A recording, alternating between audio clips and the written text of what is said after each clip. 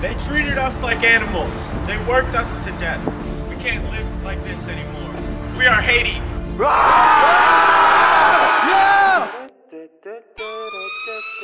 The world's first Black Republic. Your privilege, which is based on forced labor, cannot stand, it will not stand. It's a message that translates through time. Independence is the strongest feeling. The Haitian Revolution is often neglected, but it's very important in history. One key world effect of the revolution was that it forced Napoleon to sell Louisiana to the United States. So no Haitian Revolution means no United States as we know it today. You are what you say you are, a super slave. Most people think the slaves started the rebellion, but in reality, the poor whites started to rebel. They believed they were being discriminated against for not being able to own slaves. Eventually, the slaves started to rebel. A fresh new young dude trying to catch the military brain all the way through. Believing in his hype is what makes this true. The French brought us here, what have they done for you? Did they improve their design? Nothing real new. When growing the sugar, who forced you? Them, with you, the revolt will come through, and independence will commence with us too. And then it hit him, and now Spain and Britain helped its slaves overcome the French. The rumor of 89, the French freeing slaves has come true. With this new good news, Toussaint overjoyed. It was like Spain and Britain, I'll give you pain. And with this help, French was like, I beat you.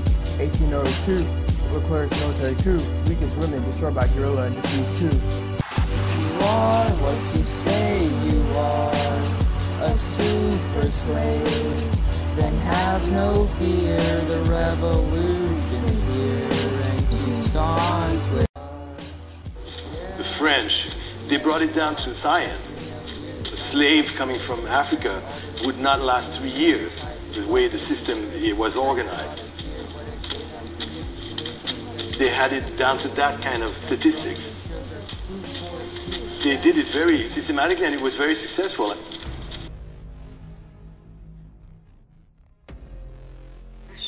Management. Slow punishments make a greater impression than quick or violent ones. Rather than 50 lashes administered in 5 minutes, 25 lashes of the whip administered in a quarter of an hour. This is far more likely to make an impression.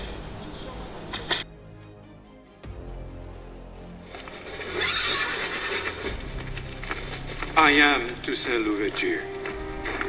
My name is perhaps known to you. I was born a slave, but nature gave me the soul of a free man.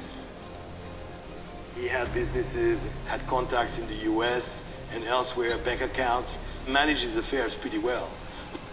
In my opinion, he was a genius. The freed slaves at that time were still facing social discrimination. Despite making up 95% of the population, they were also being forced to do the same thing that they have been before, except with minimum wages. This was because Toussaint believed sugar was important for the Haitian economy. He could have done what he needed to do without that, I think. I'm not quite sure why he did it.